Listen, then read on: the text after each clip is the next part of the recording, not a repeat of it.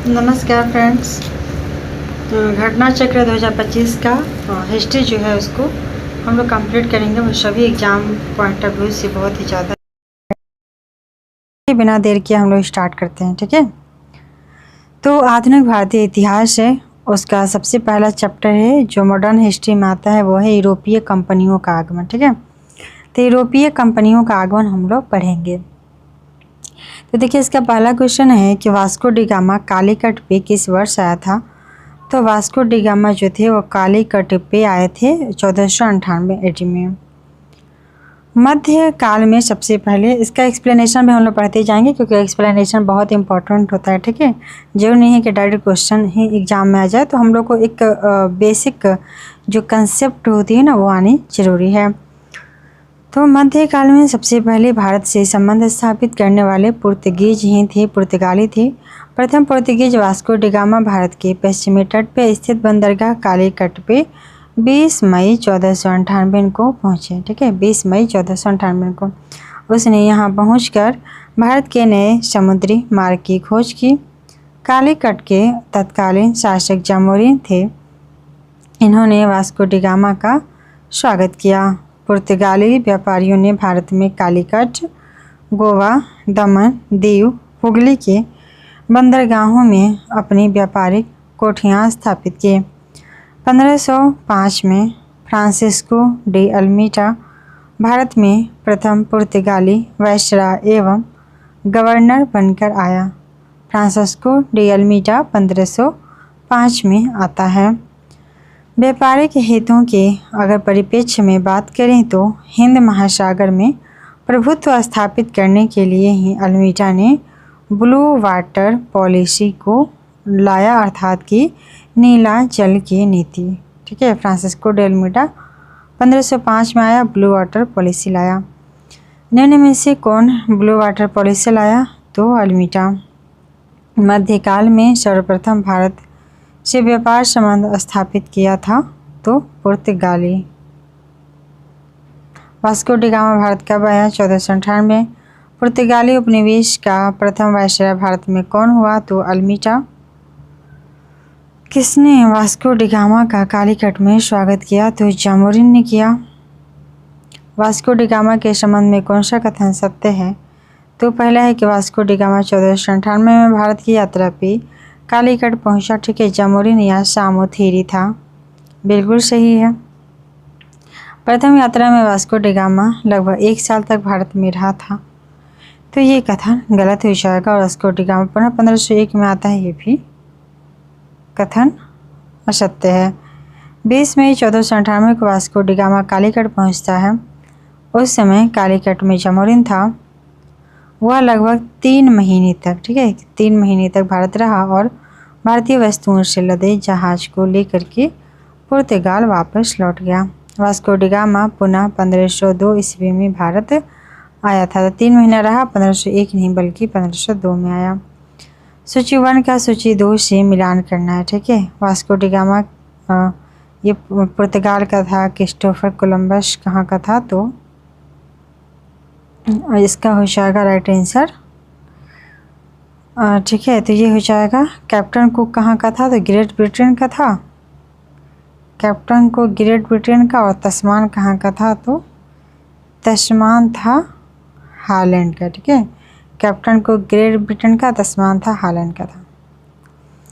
पुर्तगाली यात्री Vasco D gamma ने भारत के मार्ग की मूलतः इटली निवासी तथा स्पेन द्वारा वित्त पोषित यात्री कोलंबस ने अमेरिका की यात्रा किया। वहीं ब्रिटेन के कैप्टन कुक ने ऑस्ट्रेलिया और हॉलैंड गए थे। कैप्टन कुक एवं एबल तस्मान ने वान डिमस लैंड, तस्मानिया का और न्यूजीलैंड का खोज किए थे। कौन? तो हॉलैंड, ठीक है। हॉलैंड के एबल तस्मान ने न्यूजीलैंड या तस्मानिया का खोज किए थे। इस कथन का मिलान करना है, ठीक है। तो इसका राइट आंसर क्या हो जाएगा? तो इसका हो जाएगा, देखिए इसका हो जाएगा ए का 4, पर मेरा ए का 4 हो जाएगा, बी का 1 और सी का हो जाएगा 2 और फिर डी का हो जाएगा 3, ठीक है।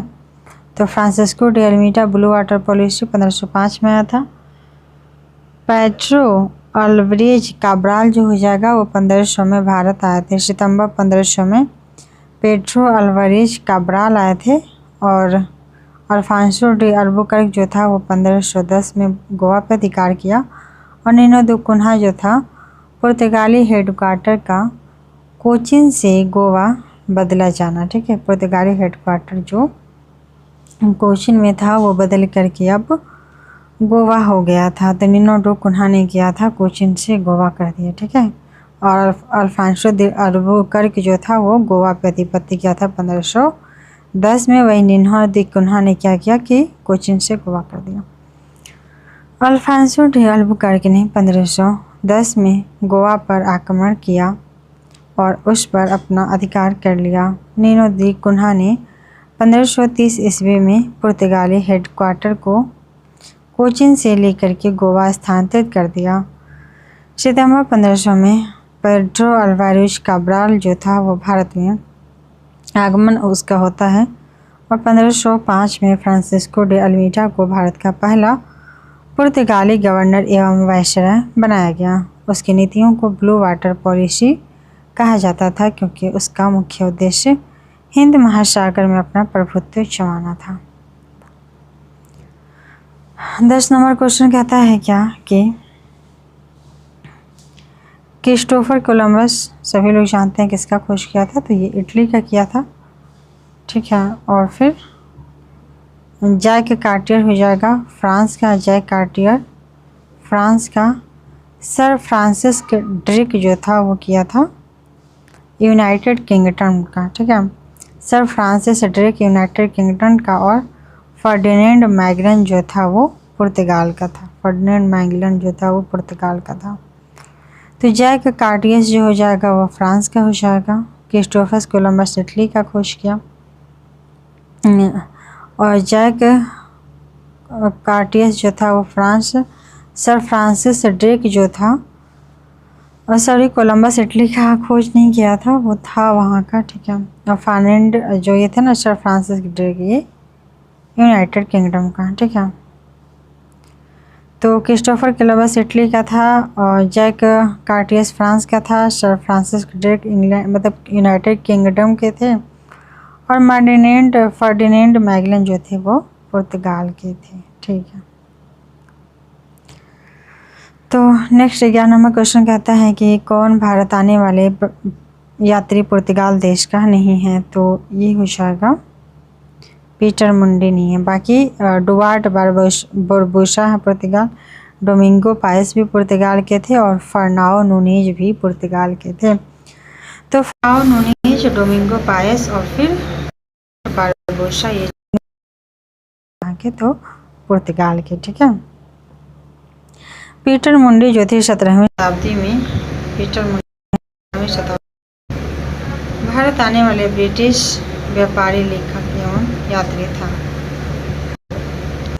तो पीटर मुंडी जो था वो 17वीं शताब्दी में भारत आने वाला ब्रिटिश व्यापारी लेखक एवं यात्री था। चीन की चाय को चखने का उल्लेख करने वाला वह प्रथम ब्रिटिश नागरिक था। भारत में उसने पटना, आगरा एवं सूरत आदि नगरों की यात्रा की थी। भारत में पुर्तगाली शक्ति का वास्तविक संस्थापक कौन था, तो ये थे अल्बुकर्क। ठीक है, अल्बुकर्क थे वास्तविक संस्थापक। भारत में पुर्तगाली शक्ति का संस्थापक जो था वो अल्बुकर्क था। 1509 से 1515 ईस्वी इसने भारत में एक प्रादेशिक शक्ति के रूप में पुर्तगाली राज्य की स्थापना किया। नवंबर 1510 में बीजापुर की आदिल शाही सुल्तान से गोवा को जीत करके अल्बुकर्क की पहली महत्वपूर्ण उपलब्धि थी। गोवा की विजय ने दक्षिण पश्चिम समुद्री तट पर पुर्तगाली नौसैनिक प्रभुत्व पर मोहर लगा दी और इसके साथ ही भारत में क्षेत्रीय पुर्तगाली राज्य की स्थापना हुई। अल्बुकर्क ने भारत में पुर्तगालियों की संख्या में वृद्धि करने एवं उनकी अस्थायी बस्तियां बसाने के उद्देश्य से पुर्तगालियों को और भारतीय महिलाओं के साथ विवाह करने के लिए प्रोत्साहित भी किया था। ठीक है, भारत में यूरोपीय शक्तियों के प्रवेश के संदर्भ में कौन सा कथन सत्य नहीं है, तो ये हो जाएगा कि पुर्तगालियों ने 1499 में गोवा पर कब्जा किया। गलत है, ये किए थे 1510 में। ठीक है। अंग्रेजों ने अपना पहला कारखाना मछलीपट्टनम लगाया था। बिल्कुल। पूर्वी भारत में अंग्रेजी कंपनियों ने 1633 में उड़ीसा में अपना पहला कारखाना लगाया था। तो ये भी ठीक है कि 1633 में उड़ीसा में लगा हुआ। हिंडोप्ले के नेतृत्व में फ्रांसीसियों ने 1746 में मद्रास पे कब्जा कर लिया। तो बिल्कुल ये भी सत्य है कि फ्रांसीसियों ने 1746 में कब्जा कर लिया था। ठीक है। पुर्तगालियों ने भारत में निम्नलिखित में से किस स्थान पे प्रथम दुर्ग का निर्माण करवाया? तो ये हो जाएगा कोचीन। ठीक है, कोचीन। तो पुर्तगालियों ने भारत में किस स्थान पे पहले दुर्ग का निर्माण करवाया? तो ये था कोचीन में। ठीक है। पुर्तगालियों के भारत में प्रथम यूरोपीय दुर्ग भी का निर्माण अल्फांसो डे अल्बुकर्क, इस समय वह गवर्नर नहीं था, उन्होंने 1503 में कोचीन में करवाया था। ठीक है। पहला दुर्ग 1503 में कोचीन में। किन यूरोपियों ने भारत में प्रथमतः सामुद्रिक व्यापारी केंद्र स्थापित किए? तो पुर्तगालियों ने किया था। यूरोपीय शक्तियों में सबसे पहले पुर्तगाली व्यापारियों ने भारत में सामुद्रिक व्यापारी केंद्र लगाया। पुर्तगाली वायसराय फ्रांसिस्को डे अल्मीडा 1509 में दीव पर अधिकार कर लिया। 1510 में गोवा पे और 1509 में दीव पर अधिकार के साथ ही पुर्तगाली हिंद महासागर में सबसे अधिक शक्तिशाली हो गए। पुर्तगालियों ने हिंद महासागर से होने वाले व्यापार पर एकाधिपत्य स्थापित कर लिया तथा यहाँ से गुजरने वाले सभी जहाज़ों पे ये टैक्स वसूली करने लगे। बंगाल के निम्नलिखित फैक्ट्रियों में से एक जो पुर्तगालियों द्वारा स्थापित की गई वह थी क्या? तो हुगली थी। ठीक है। बंगाल की फैक्ट्री में हुगली को इन्होंने किया था। तो पुर्तगाली गवर्नर निनो दी कुन्हा जो 1529 से 38 तक था, इन्होंने मद्रास के निकट सेंथोमी और बंगाल में हुगली, सेंथोमी और हुगली में पुर्तगाली बस्तियां स्थापित कर भारत के पूर्वी समुद्री तट के और पुर्तगाली वाणिज्य का विस्तार किया। वहीं 1534 ईस्वी में पुर्तगालियों ने बंगाल के शासक गयासुद्दीन महमूद शाह के सत्याग्रह स्थापित करने की अनुमति प्राप्त कर ली। इसके बाद संपूर्ण बंगाल में अनेक पुर्तगाली बस्तियों की स्थापना की गई। चटगांव, जिसे पुर्तगाली महान बंदरगाह के रूप में अभिहित करते थे, उनके द्वारा प्रयुक्त किया जाता रहा, किंतु 16वीं सदी में सतगांव का पतन हो गया और उसका स्थान हुगली ने ले लिया। चिंसुरा में डचों ने गुस्ताउस किले का निर्माण करवाया।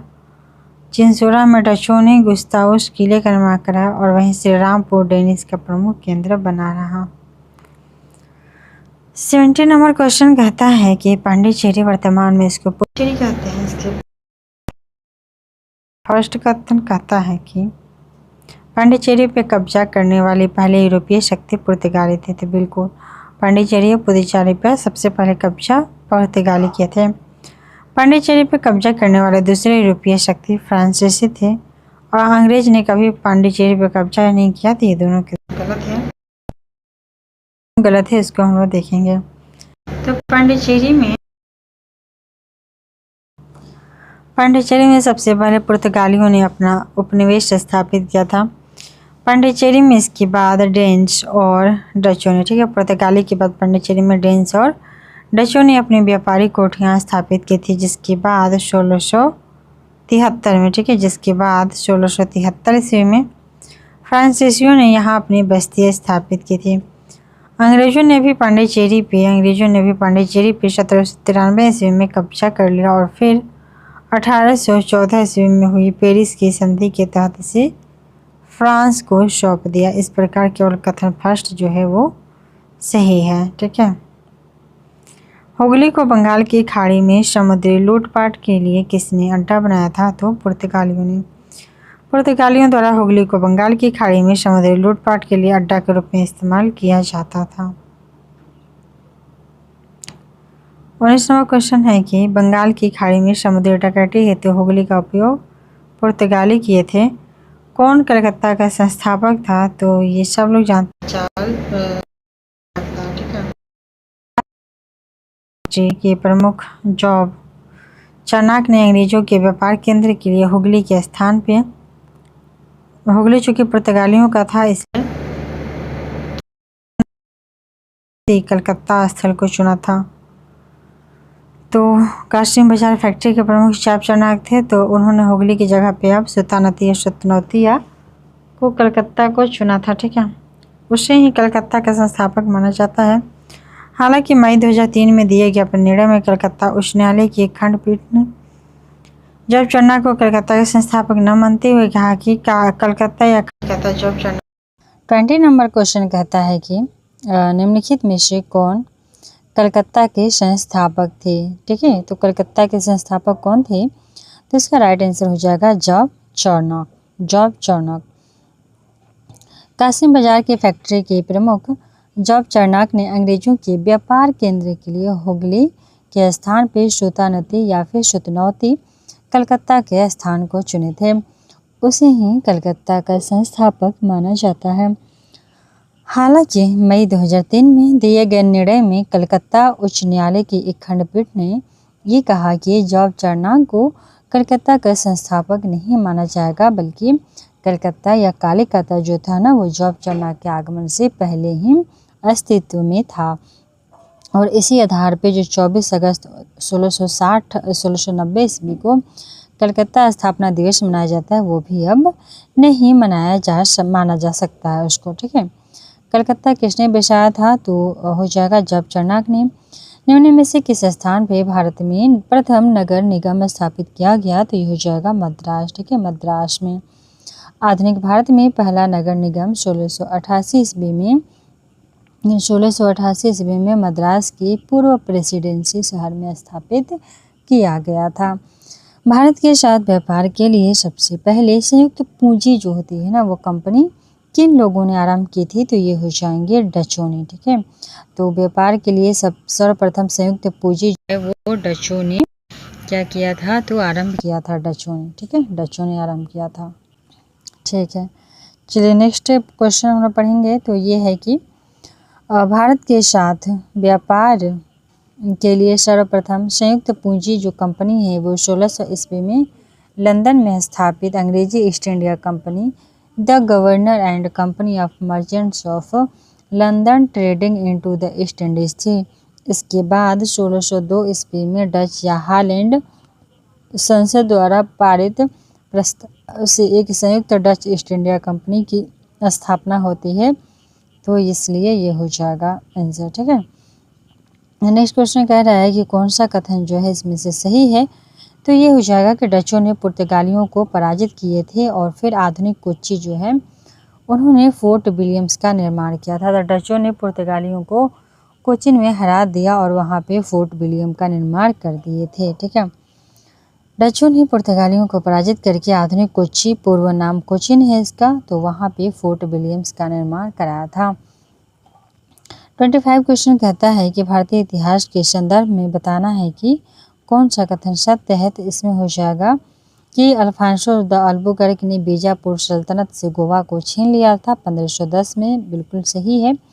और अंग्रेजी ईस्ट इंडिया कंपनी ने मद्रास में विजयनगर साम्राज्य के एक प्रतिनिधि से पट्टी पर ली गई जमीन के एक प्लाट पर फैक्ट्री स्थापित किया था। ठीक है, तो अंग्रेजी ईस्ट इंडिया कंपनी ने मद्रास में विजयनगर साम्राज्य के एक प्रतिनिधि से पट्टे पे जमीन लिया था। ठीक है, विजयनगर में एक जमीन लिया था, बिल्कुल।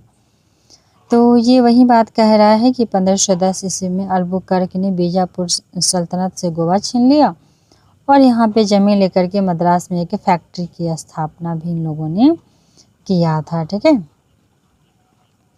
नेक्स्ट क्वेश्चन क्या कहता है कि भारत में ईस्ट इंडिया कंपनी की सफलता का राज क्या था, तो ये हो जाएगा सभी के सभी कि भारत में राष्ट्रीय भावना की कमी थी।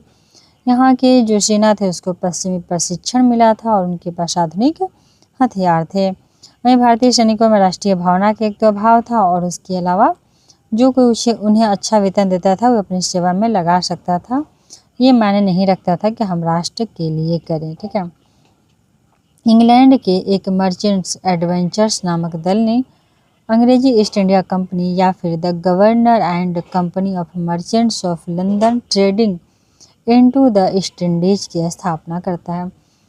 तो अंग्रेजी ईस्ट इंडिया कंपनी ने the governor and company of merchants of London trading into the east Indies की भी स्थापना करता है।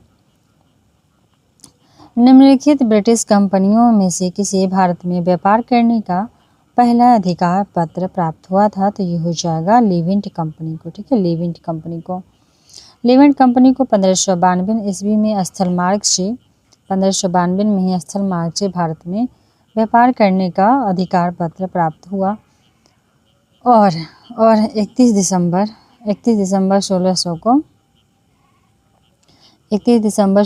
को महारानी एलिजाबेथ प्रथम ने the governor and company of merchants of London trading into the east Indies को समुद्री मार्ग से ईस्ट इंडीज के साथ व्यापार करने का पहला अधिकार पत्र प्रदान किया 1600 में। ठीक है, वहीं 1698 ईस्वी में ब्रिटिश पार्लियामेंट के जनरल सोसाइटी एक्ट के तहत new company English company trading into the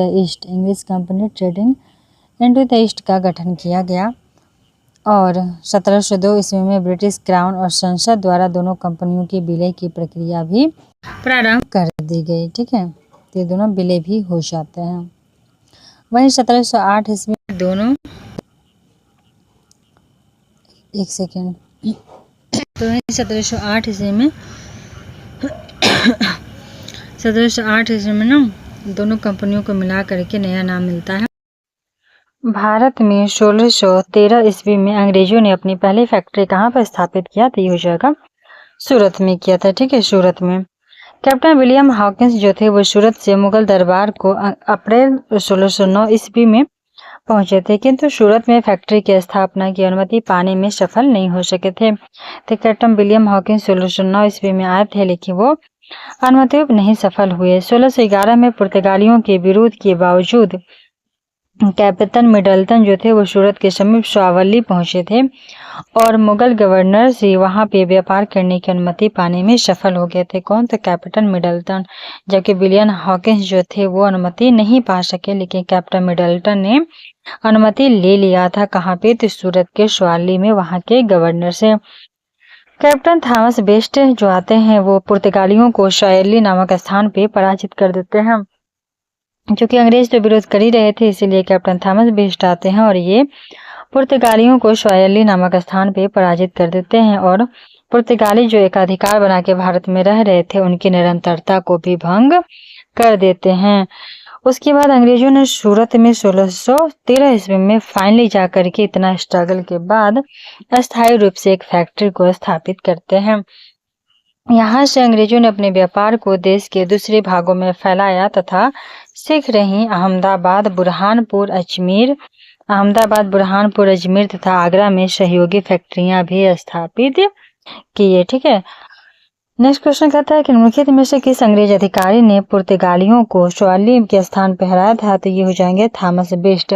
तो मिडल्टन जो थे 1611 ईस्वी में मिडल्टन ने वहां के गवर्नर से सूरत से स्वावली नामक स्थान पर अनुमति लेते हैं। वहीं जब थॉमस बेस्ट आते हैं तो चूंकि अंग्रेज तो जो पुर्तगाली थे वो विरोध कर रहे थे, तो इन्होंने क्या किया कि थॉमस बेस्ट ने इनको हरा दिया। ठीक है, उसके बाद फाइनली जा करके 2 साल के बाद 1613 में सूरत में ही अस्थायी रूप से इनकी फैक्ट्री का स्थापना हो गया। ईस्ट इंडिया कंपनी के प्रथम फैक्ट्री स्थापित किया गया था कहाँ पे? तो देखिए यहाँ पे हो जाएगा फिर से वही क्वेश्चन सेम रिपीट है आपका, सूरत में 1613 में। कैप्टन हॉकिंस के संदर्भ में निम्नलिखित में से कौन सा कथन सही है?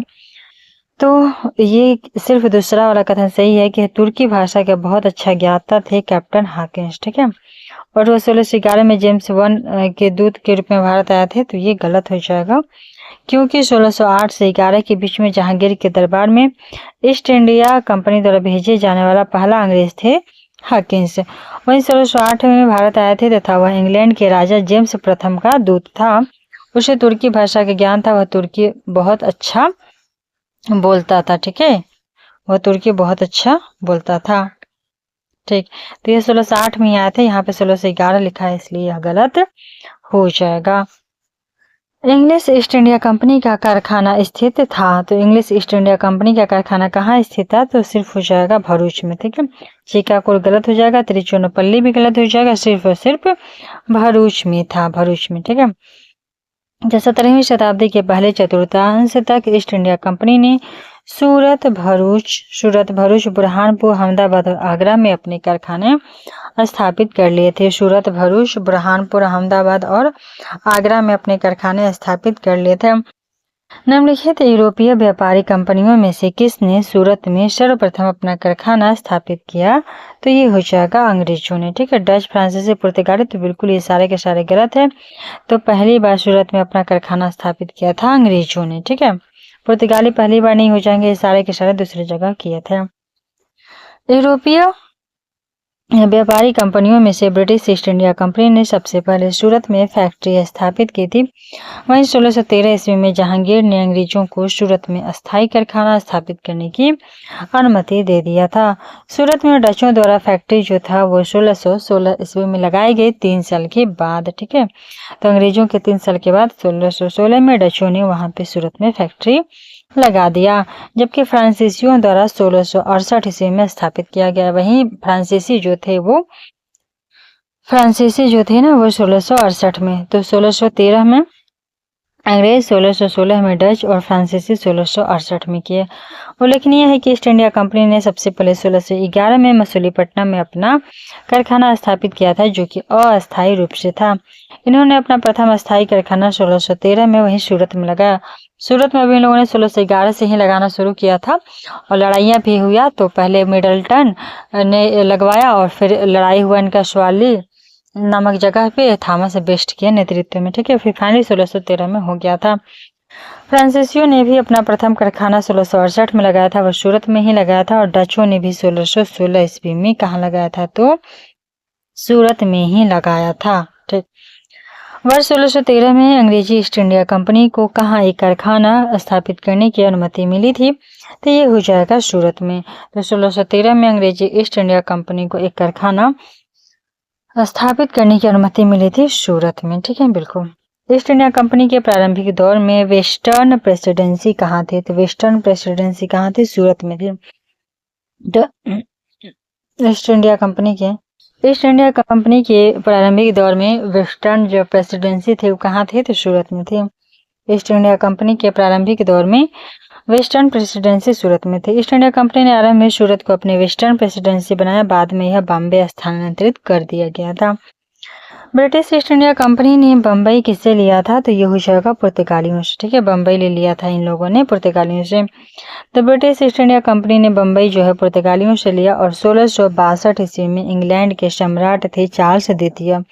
तो इंग्लैंड के सम्राट चार्ल्स द्वितीय का विवाह जो था वो पुर्तगाल की राजकुमारी कैथरीन से होता है 1662 में। और पुर्तगालियों द्वारा बम्बई जो है उपहार स्वरूप इनको दे दिया जाता है, जिसे उन्होंने 10 पाउंड वार्षिक किराए पर 10 पाउंड बदले में मिलता था। इनको 1668 ईस्वी में ब्रिटिश ईस्ट इंडिया कंपनी को दे दिया था। और 1668 में ही फ्रांसीसी जो थे वो सूरत में अपना फैक्ट्री लगाते हैं। ठीक है, 1668 में। और 1662 में इन लोगों ने शादी कराई थी और 1668 में दे दिए थे।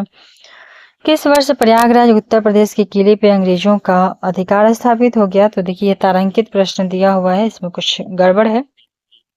देखिए, अवध के नवाब थे सादत अली खां। अवध के नवाब कौन थे? सादत अली खां टू 1798 से लेकर के 1814 ईस्वी तक। 1798 से लेकर के 1814 ईस्वी तक इन्होंने 1798 ईस्वी में प्रयागराज इलाहाबाद का किला जो है वो अंग्रेजों को सौंप दिया था। तो अवध के जो थे ना नवाब सादत अली खां, तो ये 1798 से 1814 ईस्वी थी। इन्होंने 1798 ईस्वी में ही प्रयागराज या इलाहाबाद का किला जो था वो अंग्रेजों को सौंप दिया था। इसी समय चल रहा था 1798 में सहायक संधि वेलेस्ली द्वारा। ठीक है, तो ईस्ट इंडिया कंपनी के किस अंग्रेज गवर्नर को औरंगजेब द्वारा भारत से निष्कासित किया गया? तो बिल्कुल सर जॉन चाइल्ड के द्वारा, सर जॉन चाइल्ड। ठीक है, तो औरंगजेब द्वारा भारत से सर जॉन चाइल्ड को निकाल दिया गया। बम्बई के अंग्रेज गवर्नर थे जॉन चाइल्ड। इन्होंने 1688 ईस्वी में बम्बई और पश्चिमी समुद्री तट के मुगल बंदरगाहों का घेरा डाला था और मक्का जाने वाले जो हज यात्री थे उनको बंदी बना लिया। फलस्वरूप औरंगजेब ने भारत से निष्कासित करने का आदेश दे दिया। मुगल शासक औरंगजेब के सामने उसे विवश होना पड़ा और अंततः उसे माफी भी मांगनी पड़ी थी। कौन सा प्रथम कर्नाटक युद्ध का तत्कालिक कारण था? तो योशा का अंग्रेजों द्वारा फ्रांसीसी जहाजों का अधिग्रहण। अंग्रेजों ने फ्रांस के जहाज को कब्जा लिया, इसलिए प्रथम कर्नाटक युद्ध होता है। और ये कब से कब तक होता है? तो ये होता है 1746 से लेकर के 1748 ईस्वी तक। तो ऑस्ट्रिया के उत्तराधिकार युद्ध जो 1740 ईस्वी में स्टार्ट होता है। ठीक है, ऑस्ट्रिया का उत्तराधिकार युद्ध 1740 में स्टार्ट होता है और इसका विस्तार मात्र था। वहीं गृह सरकारों की आज्ञा के विरुद्ध ही दोनों दल जो थे, अंग्रेज एवं फ्रांसीसी, इन दोनों ने ही 1746 ईस्वी में युद्ध प्रारंभ हो गया था। वहीं अंग्रेज कैप्टन जो बर्नेट थे, अंग्रेजों की तरफ से बर्नेट थे, इनके नेतृत्व में अंग्रेजी सेना द्वारा कुछ फ्रांसीसी जहाजों पे अधिकार कर लेना ही युद्ध का तत्कालिक कारण बना। पहले से इन लोग में था ही प्रॉब्लम। ठीक है, ऑस्ट्रिया के उत्तराधिकार को लेकर के प्रॉब्लम ऑलरेडी चल रही थी, लेकिन होता है ना कि एकदम घी का जो सहारा होती है कि आग में घी डालना, तो वो काम किया था कि अंग्रेजों ने क्या किया, इनके जहाजों पे कब्जा जमा लिया। कर्नाटक युद्ध किन किन के मध्य लड़ा गया था? तो ये हो जाएगा अंग्रेज और फ्रांसीसी के मध्य। तो कर्नाटक युद्ध लड़ा गया था अंग्रेज और फ्रांसीसियों के बीच में। ठीक है, यहाँ पे देखिए दिया है प्रथम, तृतीय, द्वितीय, तो कौन कौन से संधि के तहत हुआ था, तो यहाँ पे अच्छे से दे दिया है। यहाँ पे हम लोग इसको पढ़ लेते हैं कि प्रथम कर्नाटक युद्ध जो हुआ था एक सापेल की संधि से हुआ था, 1746 से लेकर के 48 तक हुआ था। ठीक है, दूसरा 49 से 54 तक हुआ था और तीसरा हुआ था 56 से लेकर के तीसरा तक सप्तवर्षीय युद्ध हुआ था।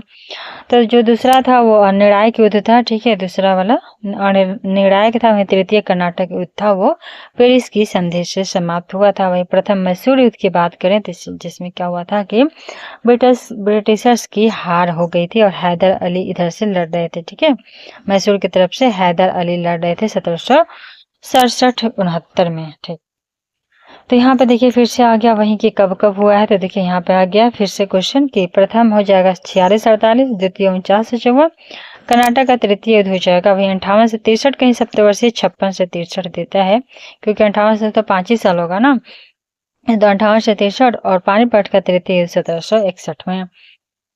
ठीक है, तो अंबुर का युद्ध के बारे में क्या कथन सत्य है? तो अंबुर का युद्ध जो है ये लड़ाई 1752 ईस्वी में लड़ी गई थी। ठीक है, अंबुर की लड़ाई जो है 1752 में लड़ी गई थी। और बाकी ये जो दोनों के दोनों कथन है वो गलत हैं। क्यों गलत है तो इसका डिटेल हम लोग पढ़ेंगे तब पता चलेगा। तो कर्नाटक में उत्तराधिकार को लेकर के 1749 ईस्वी में उस समय चल ही रहा था, 46 से 48 तक तो चल ही रहा था। तो कर्नाटक में उत्तराधिकार को लेकर के अंबुर का युद्ध लड़ा गया था, जिसमें एक तरफ कर्नाटक का नवाब थे अनवरुद्दीन। ठीक है, कर्नाटक के नवाब थे अनवरुद्दीन, वहीं दूसरी तरफ डुप्ले के नियंत्रण वाली फ्रांसीसी सेना थी, चंदा साहब थे, और फिर मुजफ्फर जंग की संयुक्त सेना थी। तो चंदा साहब, डुप्ले फ्रांसीसी गवर्नर और मुजफ्फर जंग, ये तीनों मिले गए थे। और कर्नाटक का जो ऑलरेडी विद्यमान नवाब थे अनवरुद्दीन, इन दोनों लोग के बीच में अंबुर का युद्ध होता है उसके गद्दे को हथियाने के लिए। इस युद्ध में अनवरुद्दीन की पराजय होती है, होगी भी क्यों नहीं, क्योंकि इसमें 3 लोग मिले हैं इधर से। डुप्ली था, चंदा साहब थे, इसके अलावा मुजफ्फर जंग थे। ठीक है, तो उसके बाद इसीलिए यह कथन सत्य हो जाता है। कौन सा प्रथम यूरोपियन व्यक्ति था जिसने भू क्षेत्र अर्जित करने के उद्देश्य से भारतीय राजाओं के झगड़ों में भाग लेने की नीति आरंभ की थी? तो ये हो जाएगा डुप्ले। फुट डालो और राज करो। तो डुप्ले ने पहली बार हथकंडा अपनाया था और जीतने के लिए अंग्रेजों के मार्गदर्शक बने थे। डुप्ले पहला यूरोपियन था जिसने भू क्षेत्र अर्जित करने के उद्देश्य, इसके पहले ना लोग व्यापार बस करना चाहता था, वहां पे उसको भूमि से मतलब नहीं था, इसीलिए यह भारतीय झगड़ों में इंटरेस्ट लेने लगा। यह पहला यूरोपीय सेना को भारतीय राज दरबारों में भारतीय व्यय पर, सोचिए कितने लोग तेज थे, भारत का राज दरबार, भारत का खर्चा, इस पर नियुक्त करवाया और इसने पहली बार यूरोपीय हितों के लिए भारतीय राजनीति में हस्तक्षेप किया। भारत में यूरोपीय साम्राज्य की नींव रखी। उसके बारे में जेबी मालेसन ने लिखा है कि उसकी योजनाओं का प्रभाव जो था उसके जाने के बाद भी रहा। वह भूमि जिसे उसने अपनी सूझबूझ से जोता और उर्वर बनाया, है वह क्षमता जो उसने दर्शाई उसके लौटने के तुरंत बाद उसके प्रतिद्वंदियों ने उपयोग किया और बहुत ज़्यादा अत्यधिक इसका लाभ उठाया था। यह रास्ता दिखा दिया था डुप्ले, और बाकी जो आए इसके उत्तराधिकारी जो आते गए वो सारे के सारे इसका फायदा उठाते गए। भारत में अगर फ्रांसीसियों की बात करें तो यह अपना सबसे पहले कारखाना जो था सूरत में लगाए थे 1664 ईस्वी में। ठीक है, तो 1668 में लगाए थे, सॉरी 1668 में। तो लुई 14वें के मंत्री काल्बर्ट द्वारा 1664 ईस्वी में फ्रेंच ईस्ट इंडिया कंपनी की स्थापना हुई थी, जिसे फ्रांसीसी में कंपनी फ्रैंकोइज पोर ले कॉमर्स देश इंडेस ओरिएंटलिस कहा जाता है। फ्रांसीसी कंपनी का निर्माण राज्य द्वारा हुआ और राज्य ही इसका सारा खर्च देता था। 1667 ईस्वी में फ्रैंकोइस कैरो के नेतृत्व में एक अभियान जो दल था वह भारत के लिए रवाना हुआ और 1668 में सूरत में अपना पहला व्यापारिक कारखाने की स्थापना किया। तो ये नाम इम्पोर्टेंट है कि फ्रैंकोइस जो कैरो था वो 1667 में वहां पे एक दल लेके फ्रैंकोइस कैरो आता है। ठीक है, फ्रैंकोइस कैरो। फ्रांसीसी ईस्ट इंडिया कंपनी संस्थापित हुआ था तो लुई 14वां के शासनकाल में। तो जो फ्रांसीसी ईस्ट इंडिया कंपनी था उसका स्थापना हुआ था लुई 14वें के शासनकाल में। ठीक है, लुई 14वां। निम्नलिखित में से किसी भारत में फ्रांसीसी कंपनी का संस्थापक मानेंगे तो काल्बर्ट को। ठीक है, लुई 14वां के समय आया था और काल्बर्ट जो था इसका संस्थापक था। बंगाल में से कौन सा कारखाना डचों ने स्थापित किया था? तो ये हो जाएगा बी और सी, चिंसूरा और हुगली। तो बंगाल में डचों ने अपना चिंसूरा और हुगली जो एक जगह था जिसको पुर्तगालियों ने लूट का अड्डा बना रखा था, और यहाँ पे डचों ने भी चिंसूरा और हुगली में अपना स्थापना किया। वहीं जो डच थे वो 1616 ईस्वी में अपना सूरत में फैक्ट्री लगाया था। डचों की बंगाल में पहली जो कंपनी थी वो 1627 में पिपली में स्थापित हुई। इसके कुछ ही दिन के बाद जो डच थे वो पिपली से बालासोर चले गए। बंगाल में डचों ने 1635 में प्रारंभ करके 1656 ईस्वी के बीच कुछ समय तक हुगली में फैक्ट्री का संचालन किया। वहीं 1656 ईस्वी के बाद जो था हुगली के ही एक गांव चिंसूरा में 1653 में स्थापित फैक्ट्री डचों के व्यापार का मुख्य केंद्र बनी थी। स्पष्ट है कि डचों का कारखाना चिंसूरा हुगली के एक ग्राम के साथ साथ हुगली मुख्यालय में भी था। 17वीं शताब्दी समाप्त होने तक डच कंपनियां कासिम बाजार, पटना, ढाका, मालदा, बालासोर, वारंगल, जोगदिया, फतवा आदि स्थानों पर स्थापित हो चुका था। ठीक है, डच ईस्ट इंडिया कंपनी ने किस वर्ष अपनी फैक्ट्री पटना में स्थापित किया? तो ये पटना में 1632 में किए थे, कलकत्ता में 1600, यहाँ पे पिपली में 27 में किए थे, पटना में 1632 में किए थे और सूरत में 1616 में किए थे। ठीक है, चलिए आगे है कि डच ईस्ट इंडिया कंपनी ने किस वर्ष पटना में अपना कारखाना स्थापित किया? 1632 में। निम्न डच कारखानों को उनके स्थापना वर्ष के साथ मिलान करना है। तो देखिए यहाँ पे दिया हुआ है कि इन्होंने चिंसूरा 1653 में, कोचिन 1663 में, कराईकल 1645 में और बिमली पट्टनम में 1641 में स्थापना किए थे। तो बिमली पट्टनम 1641, बिमली पट्टनम जो था बिमली पट्टनम 1641, कराईकल 1645 में, कोचिन 1663 में, चिंसूरा 1653 में। फ्रांसीसी दक्कन में शक्ति आंदोलन स्थापित करने में असफल रहे क्योंकि फ्रांसीसी जो थे वो दक्कन में अपना शक्ति स्थापित करने में असफल रहे थे। क्योंकि यहाँ पे देखिए बहुत सारी चीजें हैं, क्योंकि अंग्रेजों की फौज शक्तिशाली थी। तो फ्रांसीसियों के पराजय का एक मुख्य कारण था कि उनकी नौसेना कमजोर थी। वैसे वाल्टेयर के अनुसार ऑस्ट्रिया के उत्तराधिकार युद्ध के समय फ्रांस की जनशक्ति का इतना ह्रास हुआ था कि सप्तवर्षीय युद्ध के समय जो हो रहा था 1756 से 63, एक जलपोत तक इनके पास नहीं बचा था। और दूसरी बात अंग्रेजों के पास धीरे धीरे वो शक्तिशाली सेना बनती जा रही थी। तो यहाँ पे कह रहा है कि मिलान करना है। ठीक है, कि भारतीय व्यापार में समय समय पर प्रवेश यूरोपीय शक्ति ने कौन कौन किए थे। तो देखिए यहाँ पे दिया हुआ है कि सबसे पहले कौन आए थे। तो सबसे पहले आए थे पुर्तगाली, बिल्कुल पुर्तगाली आए थे। उसके बाद दूसरे नंबर पे हो जाएंगे आपको डच आए थे। ठीक है, डच आए थे, उसके बाद डच आए थे, फिर आए थे अंग्रेज, उसके बाद आए थे लास्ट में, सबसे लास्ट में आए थे फ्रांसीसी। लेकिन अगर फैक्ट्री की बात करें तो यहाँ थोड़ा सा उल्टा हो जाता है, अंग्रेजों से पहले डच आए थे। ठीक है, अंग्रेजों से पहले ये डच आए थे, लेकिन फैक्ट्री जो था ना वो अंग्रेज पहले लगाए थे।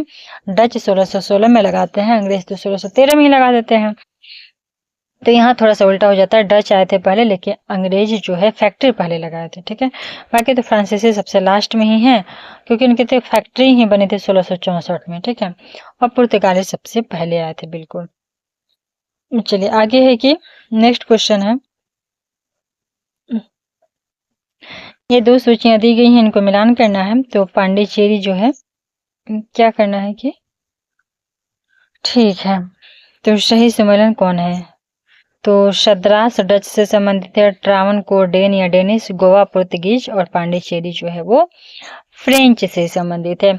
तो पांडिचेरी फ्रेंच या फ्रांस से संबंधित है, गोवा पुर्तगीज से, ट्रावनकोर डेनिश से और शद्रास जो है वो डच से संबंधित है, ठीक।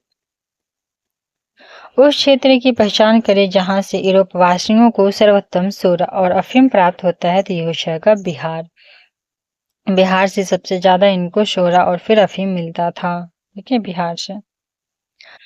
अंग्रेजी शासनकाल में भारत का कौन सा क्षेत्र जो था अफीम उत्पादन हेतु प्रसिद्ध था? तो बिहार, बिल्कुल। निम्नलिखित यूरोपियों में से कौन सा एक स्वतंत्रता पूर्व भारत में व्यापारी के रूप में सबसे अंत में आया था? तो ये हो जाएगा फ्रांसीसी, ठीक है। यहाँ पे फ्रांसीसी हो जाएंगे। यहाँ पे देखिए डच जो थे 1605 में आए थे, अंग्रेज 1608 में आए थे, 1498 में पुर्तगाली आए थे, वहीं जो फ्रांसीसी थे 1667 में आए थे और 1668 में आते ही अपना फैक्ट्री लगा दिए थे। और जबकि डच 1605 में ही आए थे, फैक्ट्री 1616 में लगाते हैं ये। और फिर जो था अंग्रेज 1608 में आते हैं, 1613 में अपनी फैक्ट्री लगाते हैं, 1498 में पोर्तुगीज आते हैं, 1502 में फैक्ट्री लगाते हैं। किन स्थानों पर डचों ने अपना व्यापारिक अड्डे स्थापित किए थे? तो देखिए यहाँ पे सभी के सभी हो जाएंगे। जैसे कि भारत में डच ने बहुत जगह डच जो थे नागपट्टनम में, चिनसूरा, मछलीपट्टनम, सूरत, भरूच, आगरा, कोचीन, अहमदाबाद और पटना में 1632 में स्थापित किए थे, ठीक है। मृदा के स्वरूप तथा उपज के गुणों के आधार पर भूमि राजस्व का मूल्यांकन है। भूमि जो है राजस्व का मूल्यांकन है। युद्ध में चलती फिरती तोपों का उपयोग, तंबाकू, लाल मिर्च की खेती, तो ये सभी के सभी जो था वो अंग्रेजों के भारत के अधीन थे, तो ये सारे के सारे गलत हो जाएंगे। यहाँ पे देखिए क्या कर रहा है कि मृदा के स्वरूप तथा उपज के गुणों के आधार पर भूमि राजस्व का मूल्यांकन अंग्रेजों से पहले शेरशाह सूरी एवं अकबर के द्वारा किया जा चुका था। वहीं भारत में तंबाकू, लाल मिर्च की खेती पुर्तगालियों की देन थी, ठीक है। लाल मिर्च और तंबाकू की खेती जो है वो पुर्तगालियों की देन थी। और चलती फिरती तोपों का प्रचलन भी मुगल काल से ही था। अकबर के आयुध निर्माण कारखाने में तमाम प्रकार की छोटी बड़ी तैयार तोपें की जाती थी और अंग्रेजों की भारत में ऐसी कोई देन भी नहीं थी, ठीक है। किसने ईस्ट इंडिया कंपनी के बारे में यह टिप्पणी किया था कि कंपनी एक असंगति है परंतु यह उस व्यवस्था का भाग है जहां सब कुछ ही असंगत है? तो ये हो जाएंगे टीबी मैकाले। टीबी मैकाले ने कहे थे कि Lord Thomas Babington Macaulay Britain का राजनीतिज्ञ और इतिहासकार थे। इन्होंने 1834 से लेकर के 1838 ईस्वी तक भारत के सुप्रीम काउंसिल में लॉ मेंबर रहे थे।